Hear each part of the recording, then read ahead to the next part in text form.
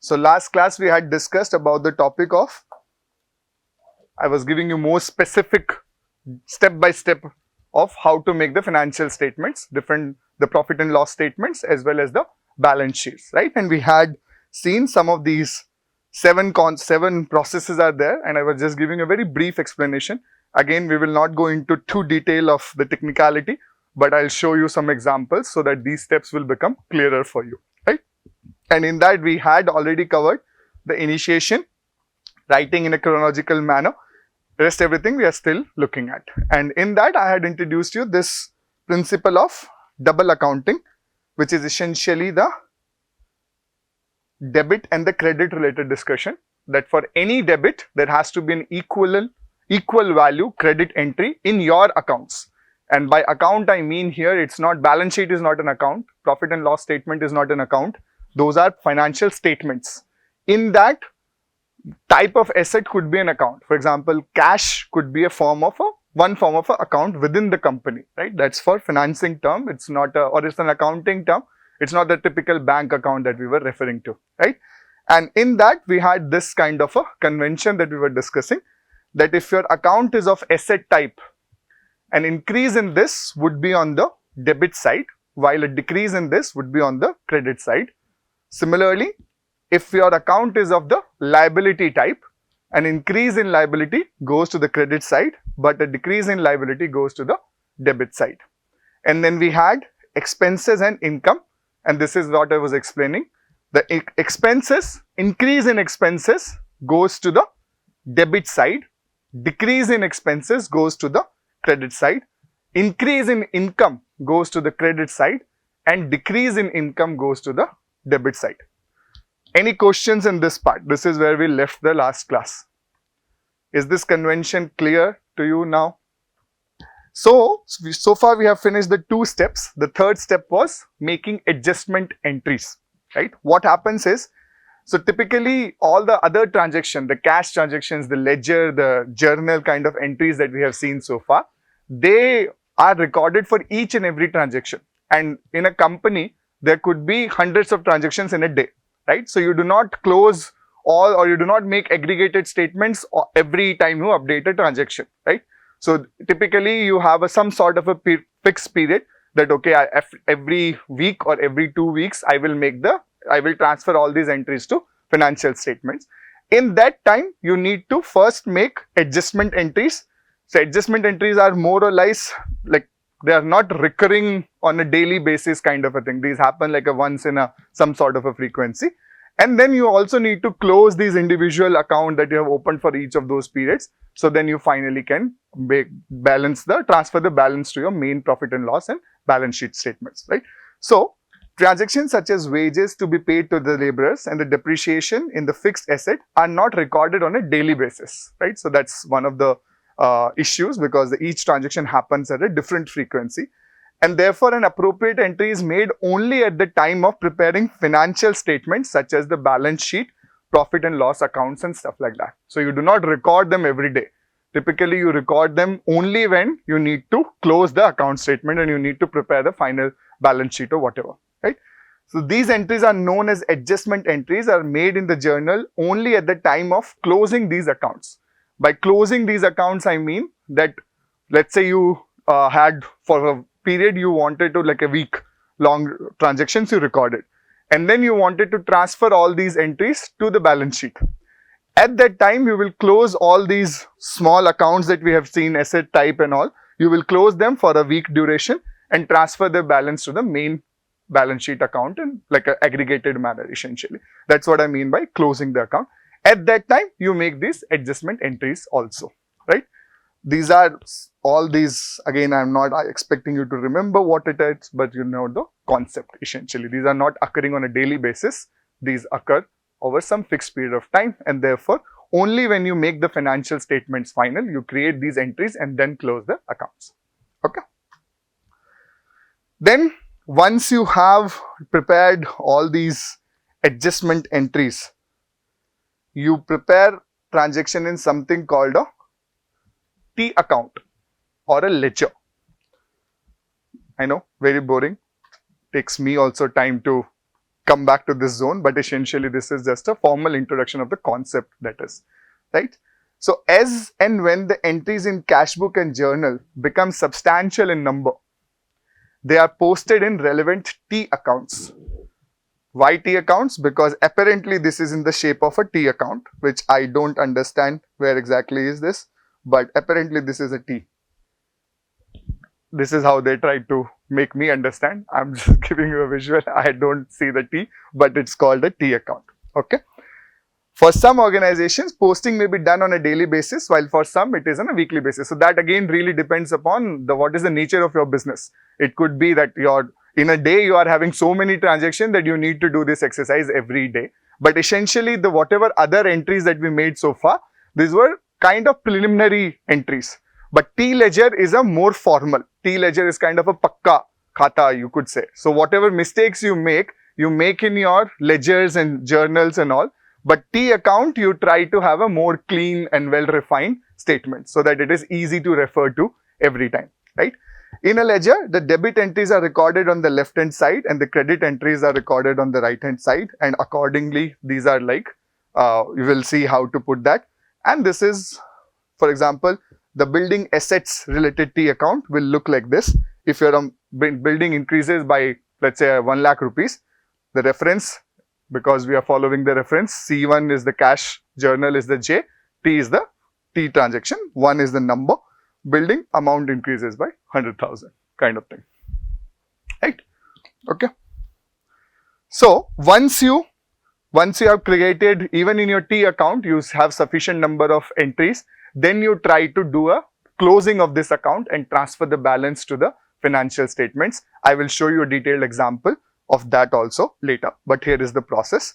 So each of the T account or ledger mentioned earlier is closed at the time of preparing the initial trial balance, which is the prerequisite for preparing the financial statement, which is the profit and loss accounts as well as the balance sheet. So after you put entries in T ledger, you prepare something called the initial trial balance. At that time, you further consolidate all these entries, double check all the errors and everything. If the debits and credits are matching, then only you transfer them to the final financial statement, which is a P&L statement or your debit, the balance sheet, right? And in this case, once you close this T account, there is some activity called carried over. I will show you the example later. Okay, don't get frustrated about so many terms. These are not important as such, but what we will learn of how to simplistically understand this. But I will not expect you to make a full balance sheet. But if you want, I will give you a exercise. If this is something that excites you or it interests you, I will give you a proper exercise with a solved example, and you can refer to that and make your concepts clear, right? And again, if you have doubts there, I will still help you out, no problem. So initially, when you have to prepare a profit and loss account, and then you need to close the T accounts. So the trial balance becomes the source and basis for preparing the profit and loss account for a period and balance sheet of any date. For preparing profit and loss account from the trial balance, you put the items related to revenues and expenditure, you put them into the P&L, and the rest everything goes into the balance sheet. Okay, let me show you the process rather here again in a more simplistic manner. Your transaction gets initiated. Simple, easy to understand. You have some sort of a proof that this transaction happened, and you give that proof to the auditors or accountants. You need to put initial entries either in a cash account or a non-cash account. In that, you just put them in a chronological manner. You transfer, you then make adjustment entries which are not happening on a daily basis or a periodic basis. Only when you need to do the analysis of final financial statements, you make these adjustment entries. Through this adjustment entries and the data from the journal and the cash book, all that goes into something called a T ledger, right? That T ledger, you need to then, that's a more formal accounting process. You need to also close that T ledger to create something called a initial trial balance. I'll show you that also. In initial trial balance, some of the entries are related to your profit and loss. These are related to your revenue and expenditure. So those entries goes directly to the profit and loss statement. and then the information in profit and loss and the remaining information from T ledger goes to prepare the final balance sheet. Okay, so it's nothing too complicated. It's just that there is so much text to it that we have to first understand. Okay, and I'll show you simple examples on how to deal with these transactions. At least you will be able to understand the financial statements of a company. In the previous slides, I had shown you an example. You remember we did a minor exercise of P&L statement and balance sheet. Before that, there were few list of transactions that I had given you, 9-10 transactions I had given you. That essentially is a initial trial balance statement. Using that, you pick some of them related to revenue and expenditure and put in your profit and loss statement.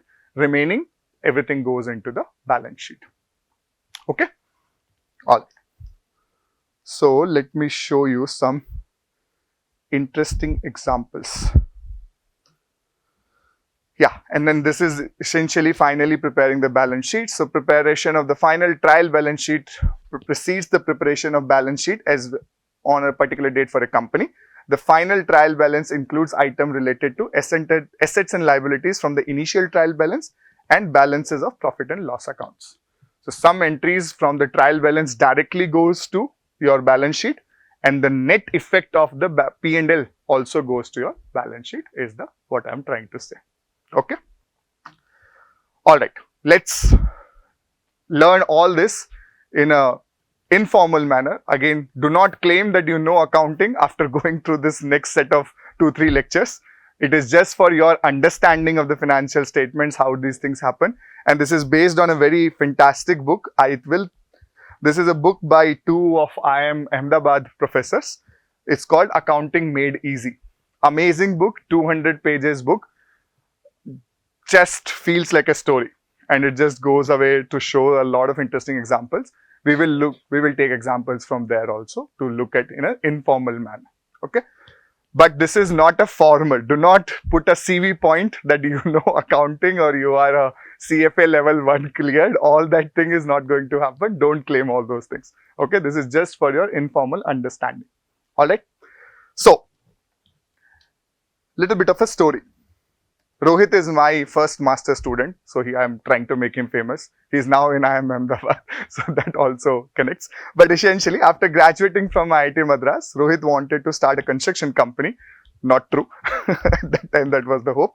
He wanted to start with the trading first, and he had been saving some money every month from his scholarship. Again, not true. Rohit got his degree on June 30th. This is true. He got his degree on June 30th, right? So this is just a content, trying to make it a story. Of course, you could always see the boring numbers. That's not the point.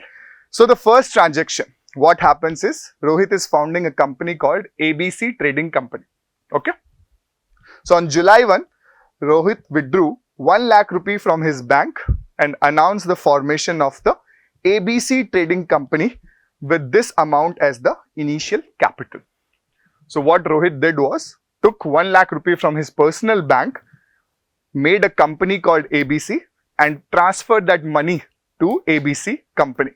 We are making all these statements not from Rohit's perspective. We are making these statements from ABC company's perspective. Okay. So for ABC company, this is essentially what? Initial capital, right? And a cash influx. There is a 100,000 rupees that came into ABC company's account, and there is a capital that has put into it, right? So how this transaction looks like in balance sheet on July 1. Again, you never make entries directly on balance sheet. Okay, so this is fundamentally wrong. What I am showing you is fundamentally wrong compared to what I have discussed so far. This is just for your informal understanding. Okay, if this entry were to reflect on your balance sheet, how would it affect the balance sheet? You have typically in balance sheet, you have an assets as well as liabilities. You typically follow the order of increasing order of liquidity, right? Right now there is nothing, and here again this is not a format of preparing a balance sheet either. This is just for your simplified understanding. I am trying to give you a transaction wise understanding of how the balance sheet would reflect this kind of transactions, right? So what happens in July 1? cash opening is 0 because the company just started. But 1 lakh rupee has come into company's bank account. So the cash, which is an asset, increases by 1 lakh rupee. Your closing balance becomes 1 lakh rupee. Total of assets is 1 lakh rupee. What is the liability? Because company borrowed money, this is the initial capital that Rohit invested. Company cannot keep this money on his own. Ultimately, company has a responsibility to pay back its original investors. Therefore, the capital is shown as a liability. The liability is also increased by 100,000 rupees. The total balance of liabilities is 100,000. The total assets and liability sum is equal. Make sense? Easy entry, easy to understand what's happening. I was talking about a lot of these T ledger and kind of things. So I'm also giving you a very detailed example. We'll then go over more different type of transactions. The capital account is a liability type account, right? What is happening in a liability? It is increasing. Increase in liability goes on debit side or credit side? Credit side? Pakka. Because I have written here, or you know the convention, or you understand the convention. Essentially, increase in liability goes on the credit side. That's the convention we are following here. This will always follow you. Increase in liability goes on the credit side, right? So, this T1 statement, whatever that transaction 1 happened, you will refer to on a credit side in the T ledger, which is your capital accounts T ledger, right? Capital accounts T ledger we're talking about. Some small description that this was cash and 100,000 amount. An equivalent debit entry has to be there in overall company's account, not within the capital account. In overall company's account, there has to be an equivalent debit entry. What is debit? Cash. Cash is an asset. Increase in asset goes on debit side. That comes here. The total debit and credit is same, right? This principle is sacrosanct. You cannot break this principle of debits equal to credits. This is the fundamentals on which accounting works. You have to, and this is the way how do they check, cross check if things are matching or not matching. If you check just the balances of debit credit in each statement, you will immediately know which statement has a problem and you will be able to pinpoint issues where exactly these entries are not matching. Okay? This is simple, easy to understand. So, transaction 2.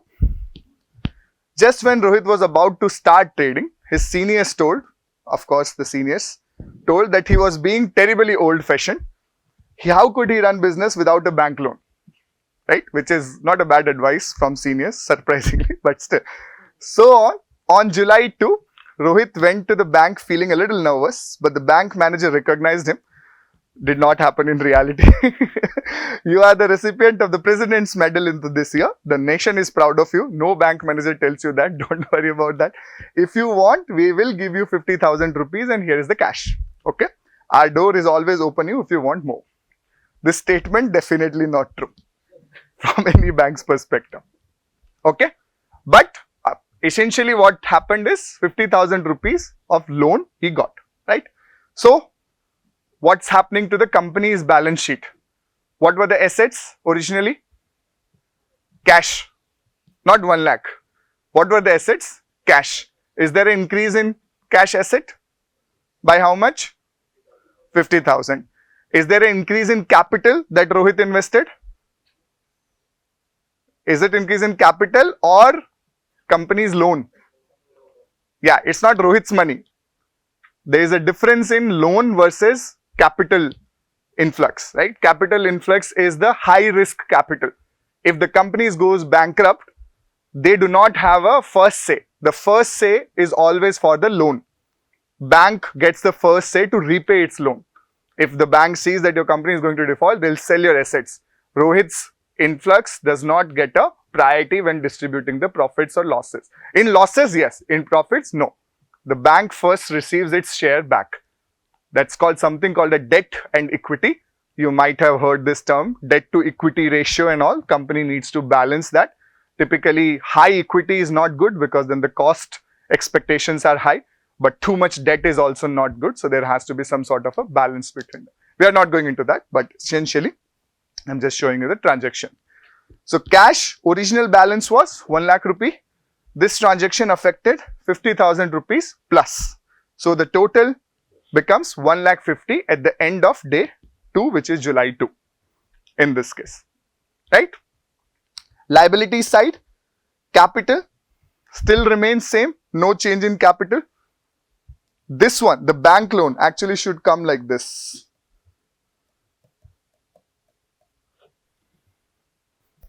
Right? There is a new liability head created.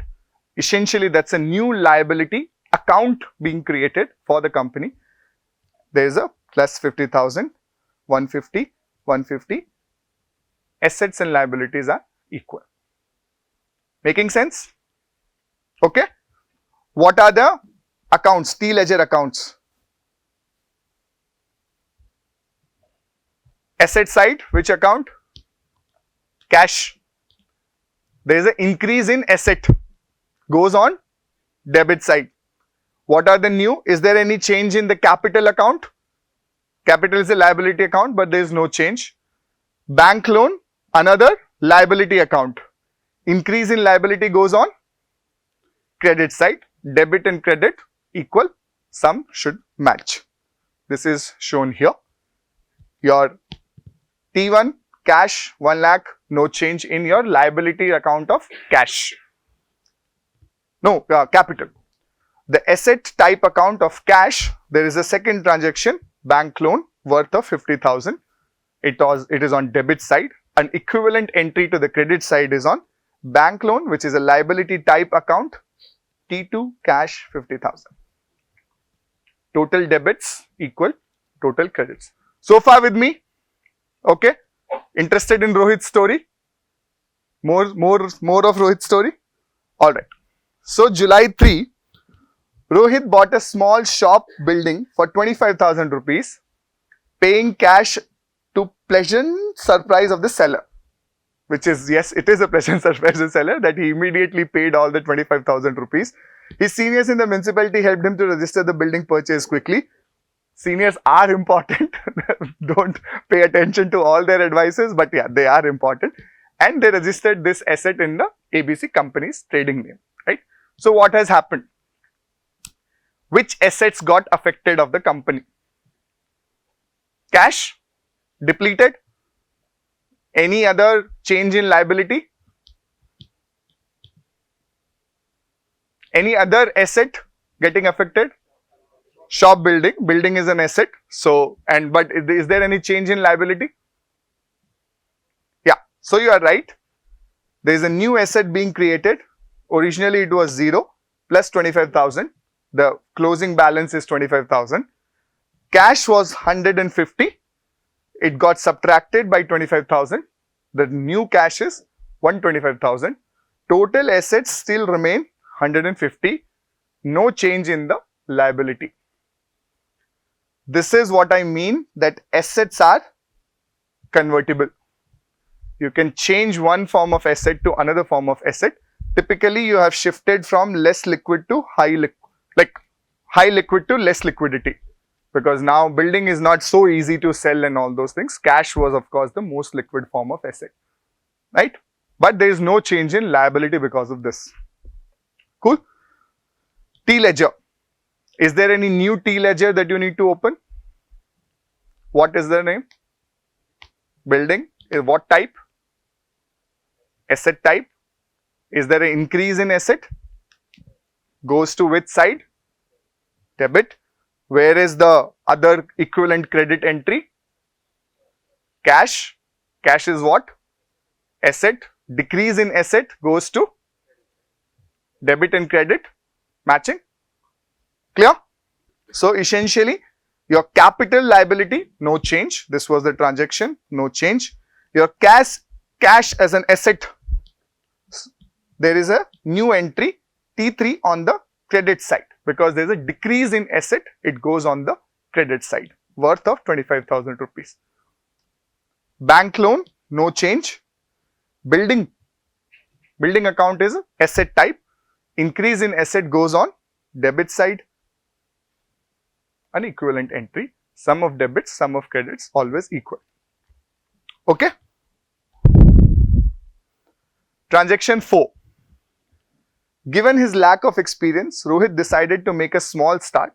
On July 4, he bought 10,000 rupees worth of cement as usual, paying by cash. What happens? Cash changes, goes up or down? Down by 10,000. Is there a new form of asset being created? What is it? Cement, like basically your stock. Cement, you don't show cement as an asset. Stock is an asset. Stock is a more generic term accounting wise. Any changes in liability? Alright, so all of you are correct. So building 25,000, no change.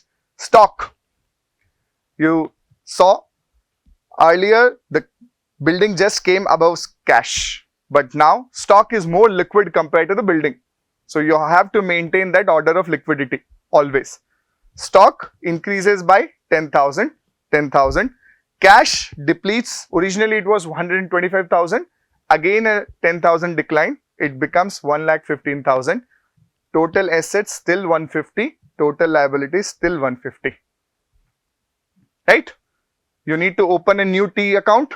What is that? Stock. What is its type? Asset. Increase in asset. Debit. Cash account. Decrease in asset goes to credit side. Debit credit matching. Right? Same exact thing. Just walking you faster. But essentially, this is what we have done. Okay? So far with me? Alright. Transaction 5. Fortune favored Rohit, which is also did not happen in real world. But on 4th evening, the government decontrolled cement. This is not David, this is Rohit.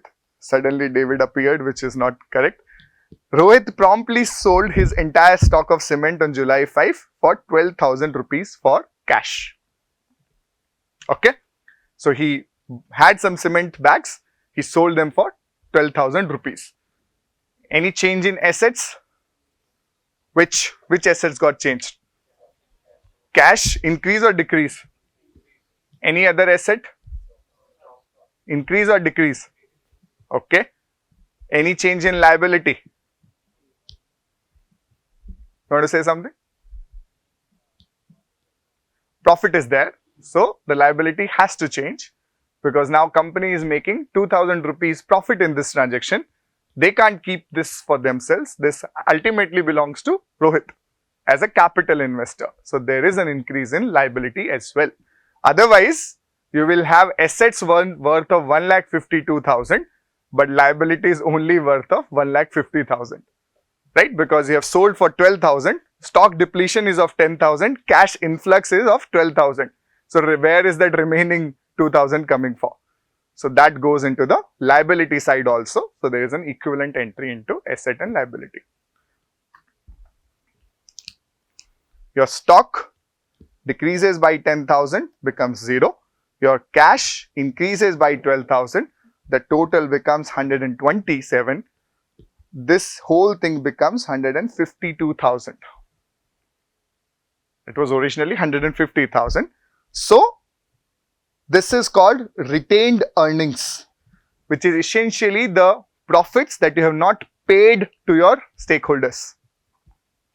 That is the retained earning that creates a new entry gets created and it shows 2,000 rupees. Why I am not showing it immediately in capital? It's not been distributed yet. Rohit had an option either to reinvest this in the business, maybe buy new form of assets and things like that, or at some period it defines that, okay, I will give some money back to my original stakeholders. So till the time that does not happen, this retained earning remains in a separate account in the company. Make sense? Okay. T ledger.